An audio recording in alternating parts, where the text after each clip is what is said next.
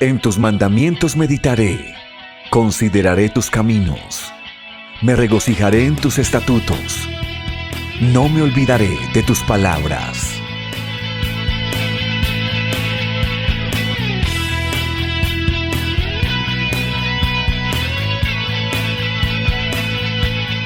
Visítanos en febiblica.blogspot.com.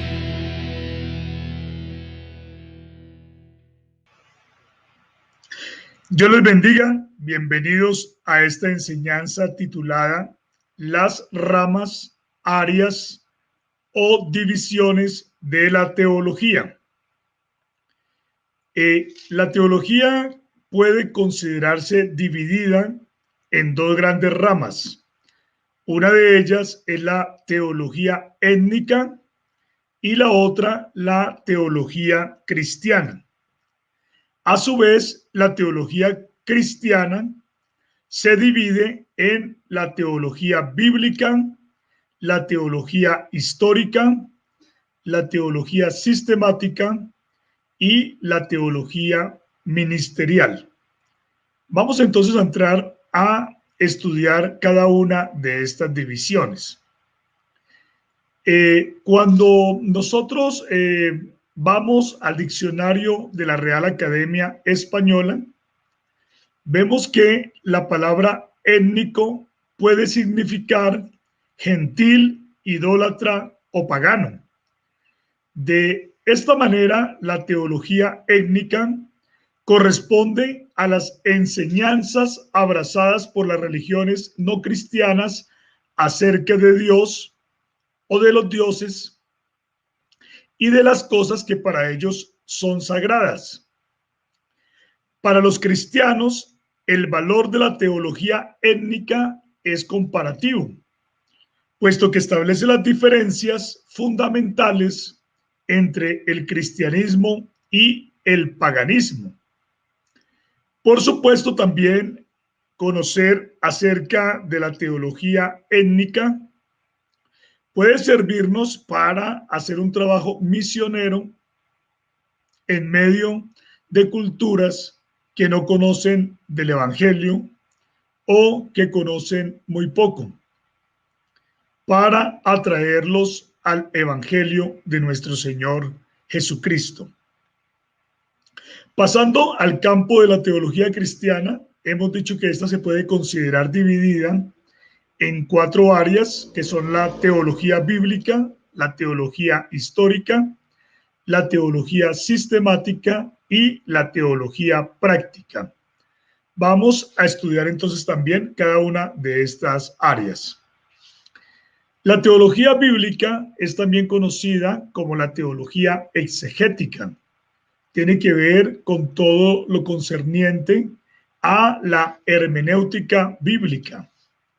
Esta teología bíblica o exegética se ocupa de la extracción de la verdad tal cual aparece en el texto sagrado, incluyendo su análisis lingüístico, que tiene que ver con las palabras, con la gramática, con el contexto, con los pasajes paralelos, con el lenguaje figurado, etc. Y también con el trasfondo, el examen del trasfondo histórico. Para hacer una buena teología bíblica o exegética, tenemos algunas pautas que nos pueden servir para una correcta interpretación bíblica. Lo primero es que cuando nosotros estamos estudiando una porción de la Escritura, nosotros no debemos pensar más ni menos de lo que está escrito. En 1 Corintios 4:6, el apóstol Pablo nos dejó el mandamiento de que no debemos pensar más de lo que está escrito. Y en Proverbios 36 leemos que no debemos añadir a las palabras de Dios para que Él no nos reprenda y seamos hallados mentirosos. También en Apocalipsis capítulo número 22, versículos del 18 al 19, dice, hay de aquel que le añadiere o hay de aquel que le quitare a la palabra de verdad. Número dos, debemos dejar que la Biblia sea su propio intérprete cada vez que esto sea posible. Por ejemplo, hay momentos en que la Biblia se explica a sí misma. En el caso, por ejemplo, de la visión de la gran ramera que está sentada sobre muchas aguas, nos dice claramente la palabra de Dios que las muchas aguas donde se sienta la ramera son pueblos y son muchedumbres de gentes. Entonces, ahí la Biblia se está interpretando a sí misma. Nosotros debemos creer lo que dice la Biblia y punto, en ese sentido. No debemos estar pensando que las aguas significan una cosa diferente cuando dentro de ese contexto se nos dijo que las aguas significan multitudes de personas. Otro punto que hay que tener en cuenta en la teología bíblica o exegética es que debemos tomar literalmente lo más posible las palabras de la Biblia y que solo debe buscarse el significado figurado cuando el literal carezca de sentido. Por ejemplo, nuestro Señor Jesucristo dijo en cierta oportunidad que si tu brazo derecho te es ocasión de caer, córtalo y échalo al mar, porque es mejor entrar al reino de los cielos manco que con los dos brazos perderse en el infierno. Obviamente, el Señor no nos está diciendo que tenemos nosotros que cortarnos literalmente alguna parte de nuestro cuerpo, porque también hay citas bíblicas que nos están enseñando a nosotros acerca de que nuestro cuerpo es templo del Espíritu Santo y que nosotros debemos cuidar y proteger nuestro cuerpo. Entonces, en ese sentido, vemos que esto de cortarse el brazo tiene que tener alguna aplicación simbólica. Número 4, debemos colocar todas las interpretaciones hechas dentro del contexto del cual fueron tomados los pasajes para ver si se ha cometido alguna arbitrariedad en la interpretación. Es decir, todo texto debe ser interpretado dentro de su contexto.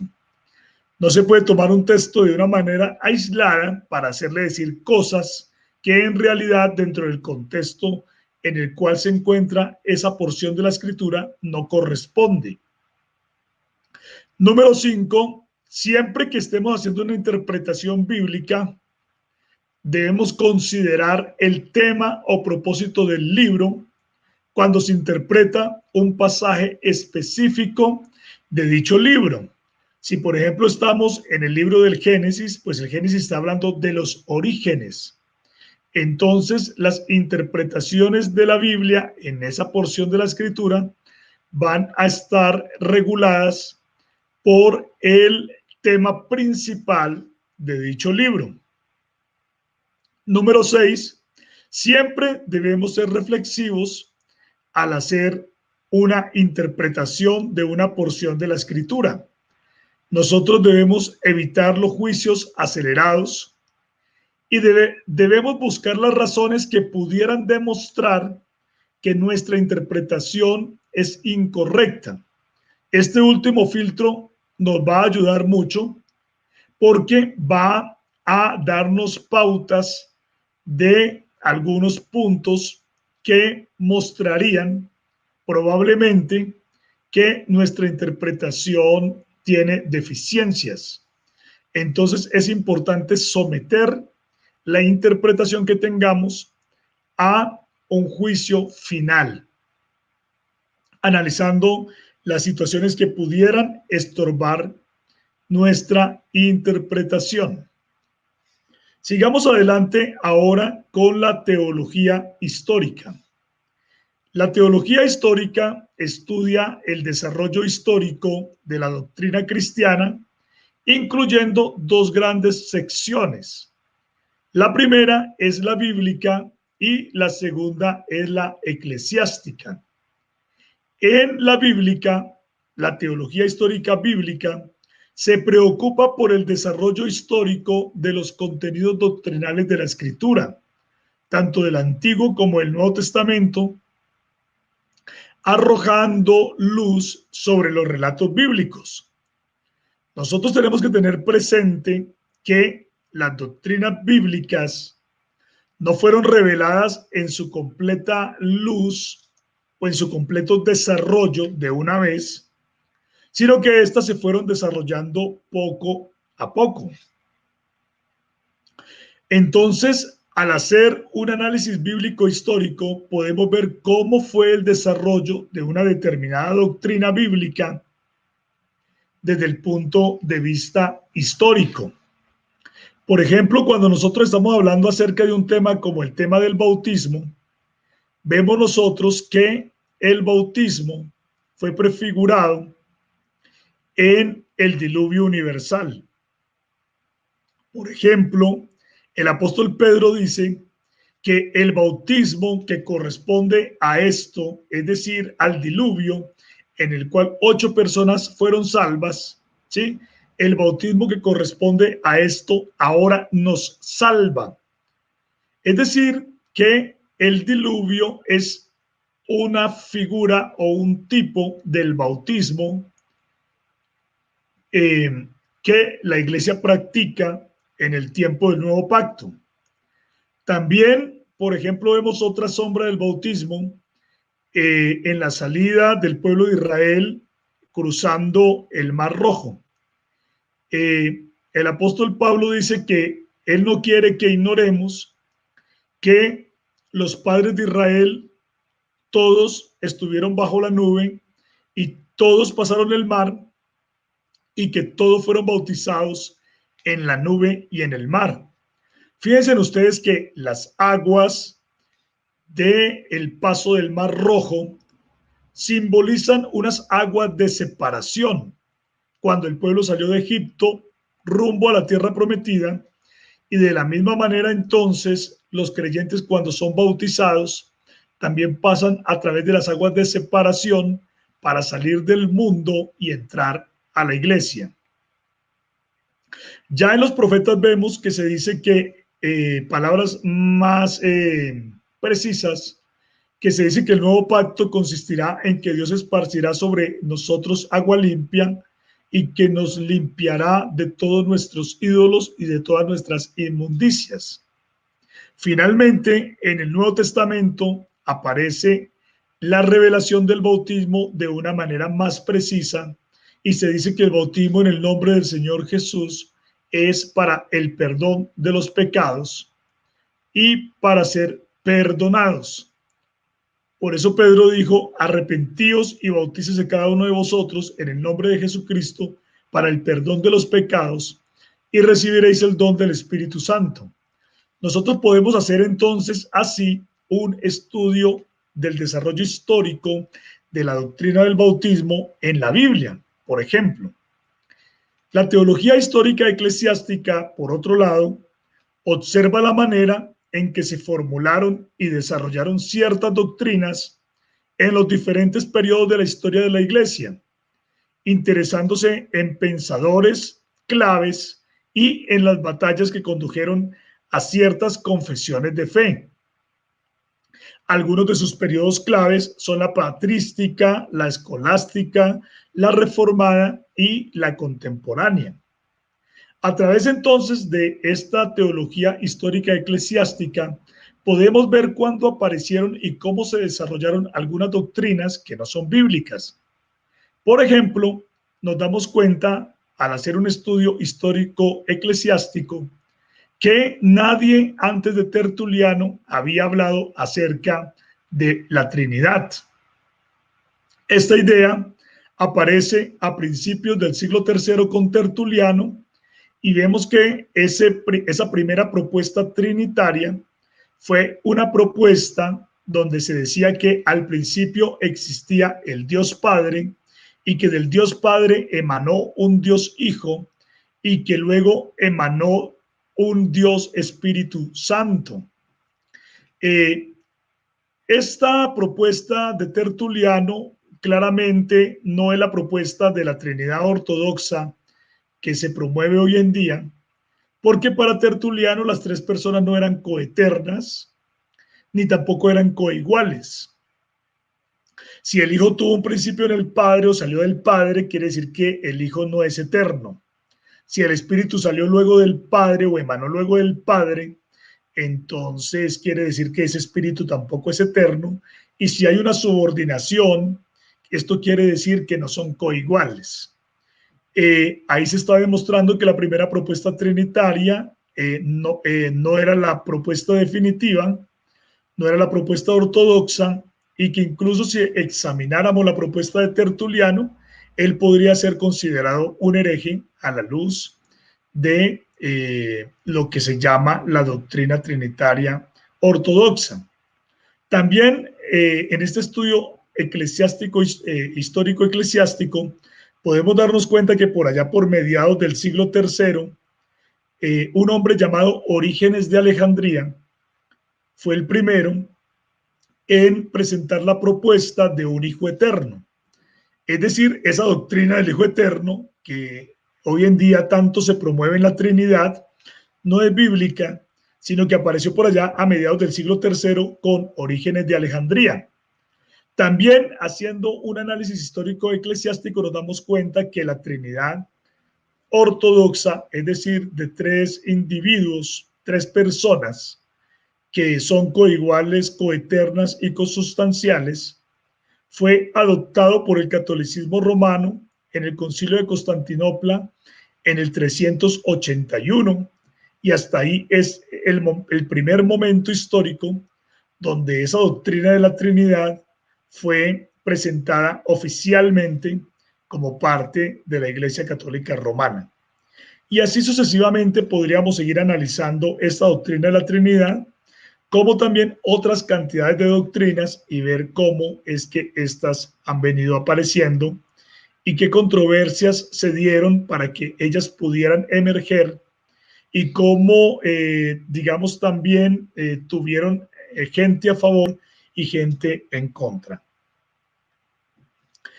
Otra división importante de la teología cristiana es la teología sistemática, que también es conocida como la teología dogmática o teología de las doctrinas. La teología sistemática o dogmática consiste en recopilar, clasificar, ordenar y exponer armoniosamente el contenido de las escrituras de una manera lógica, unificada y orgánica. Por lo tanto, también se puede definir como la presentación científica y relacionada de la doctrina cristiana respecto a la fe y la moral. Como las doctrinas bíblicas no aparecen en la Biblia como si fuera un manual, donde usted abre una página y se habla de la doctrina de la salvación, y abre otra página y se habla de la doctrina del pecado, y abre otra página y se habla de principio a fin acerca, por ejemplo, de la doctrina de los ángeles. Así no se encuentra en la Biblia, sino que más bien en la Biblia hay un poquito aquí y un poquito allá, donde para poder entender las doctrinas que hay en la Escritura, nosotros tenemos que tomar de aquí y de allá, buscando cómo fue que Dios fue revelando y cómo fue que Dios fue dando cada vez más enseñanza acerca de su palabra. Por lo tanto, cuando se va a realizar una teología sistemática, lo primero que debe hacer el teólogo es recopilar la información que se tiene sobre un tema determinado. Por ejemplo, si vamos a hablar acerca de los ángeles, entonces tenemos que tomar los textos bíblicos que están hablando acerca de los ángeles y de las doctrinas de los ángeles, por ejemplo, apariciones de ángeles, por ejemplo, mensajes que traían los ángeles, del ministerio de los ángeles. Entonces se tienen que recopilar todos esos textos que están hablando acerca de ese tema. Luego se clasifican esos temas, se van clasificando. Por ejemplo, podemos clasificarlos en cómo eran los ángeles, qué apariencia tenían los ángeles, cuál era el mensaje que ellos daban, ¿sí? En qué consistía su ministerio, y de esa manera nosotros vamos clasificando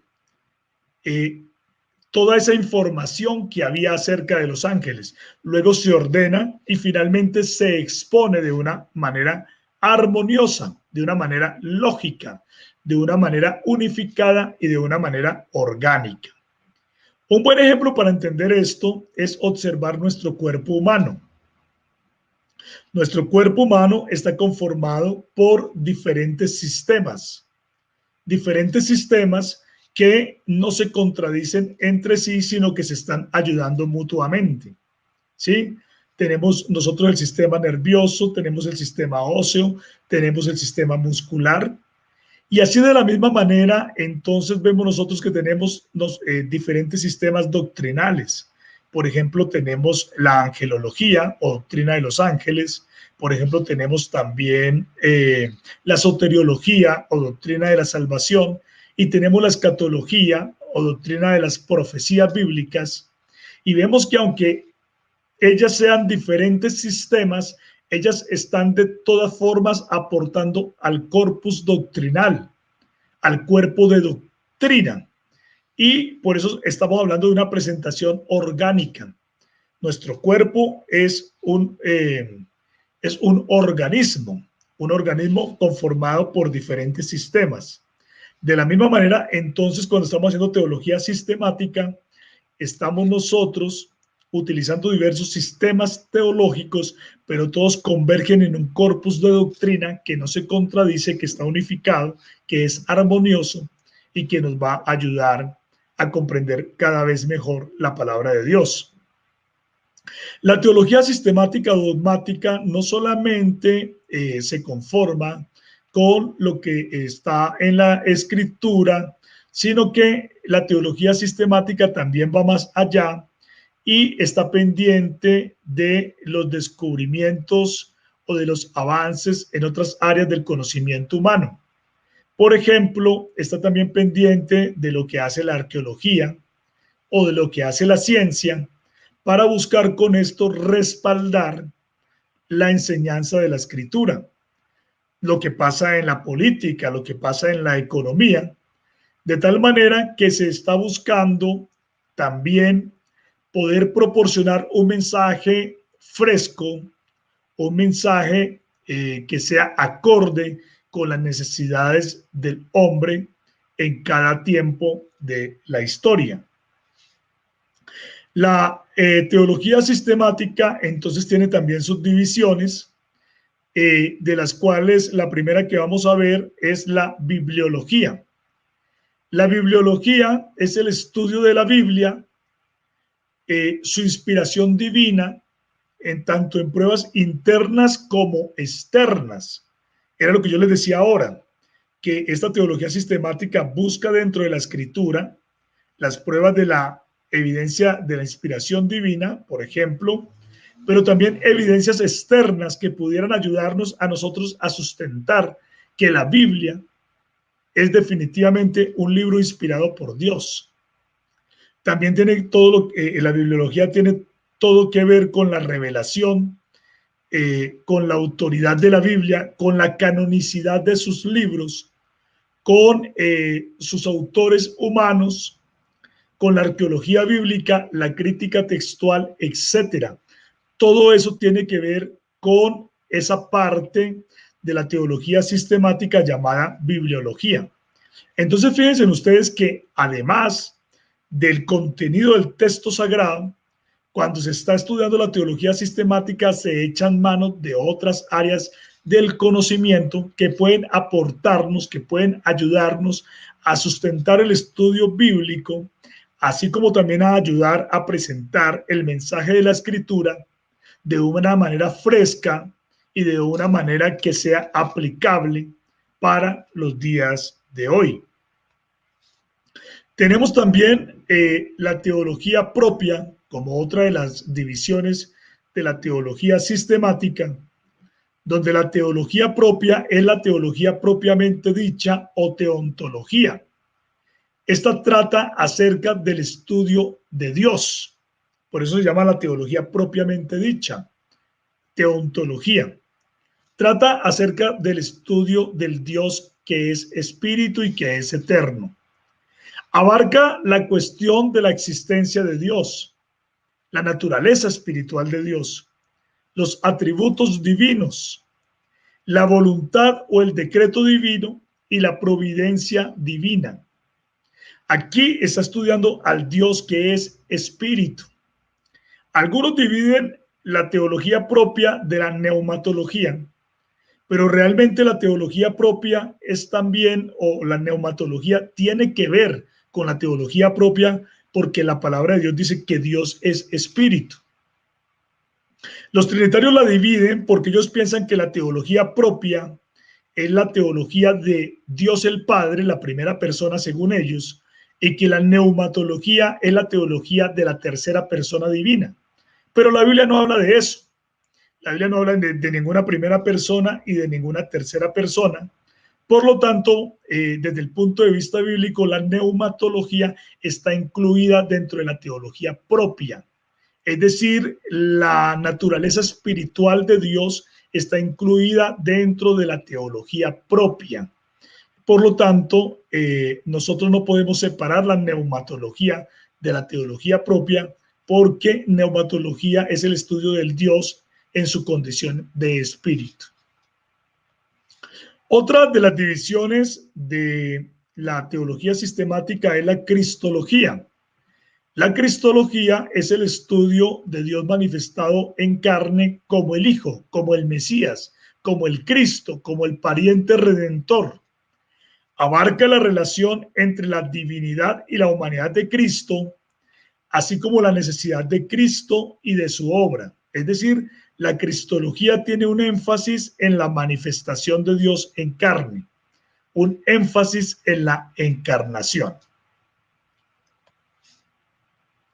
Otra de las divisiones de la teología sistemática es la angelología. La angelología es el estudio de las doctrinas reveladas respecto a los ángeles santos y respecto a los ángeles caídos. Algunos hacen una división más, y es que cuando están estudiando acerca de los ángeles caídos, a eso le llaman demonología.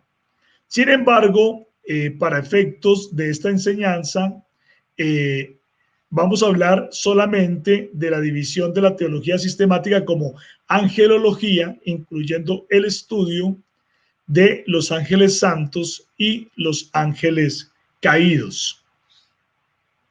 Una quinta división de la teología sistemática es la antropología.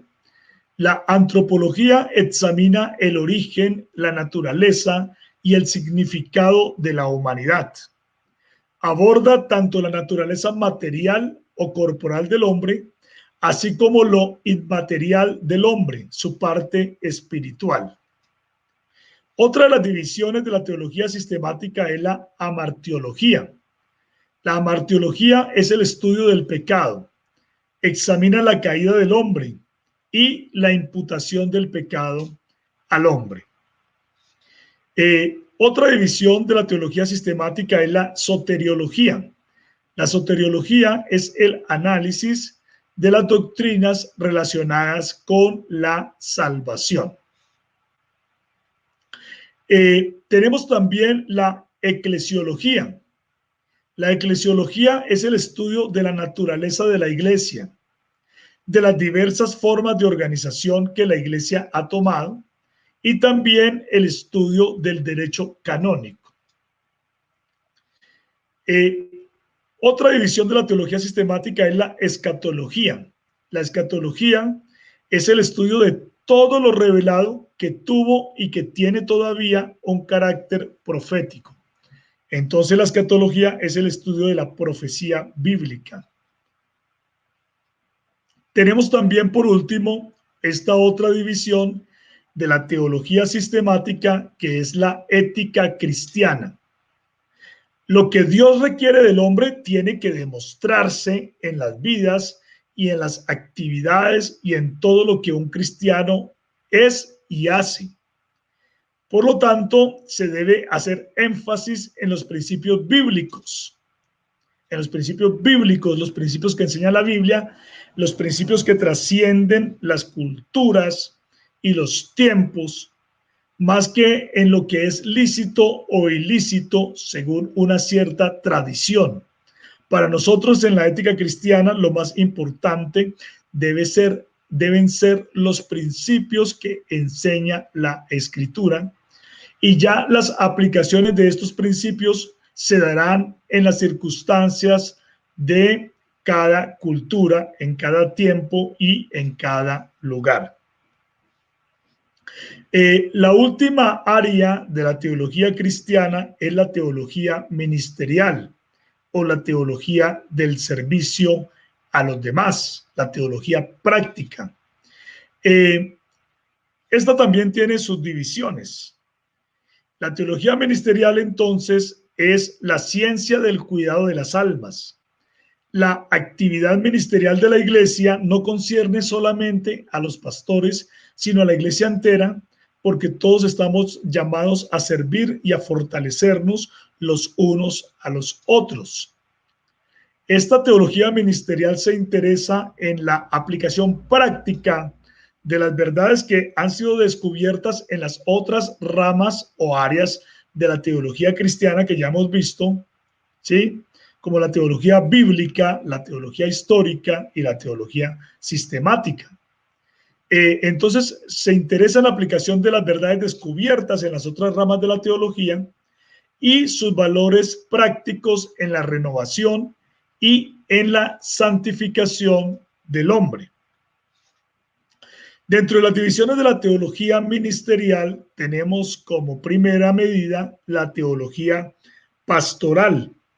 Esta teología pastoral se concentra en descubrir o examinar cuáles son los requisitos y las aptitudes de un ministro que esté a cargo de una iglesia o de una misión y cómo es que éste debe ejercer su ministerio para sacarle el mayor de los provechos. Otra de las divisiones de la teología ministerial es la litúrgica o cultual. Definitivamente, el culto ha sido concebido por los teólogos principalmente como un lugar teológico, como un medio de conocer lo que enseña el ministerio de la iglesia y lo que cree el pueblo cristiano. Aquí en el culto se pone en práctica muchas de las cosas que nosotros hemos aprendido y se enseñan muchas cosas que van a marcar el comportamiento, el pensamiento y la vida de los creyentes. Otra de las divisiones de la teología ministerial es la homilética. La homilética trata con la composición y con la entrega de los sermones, de las predicaciones.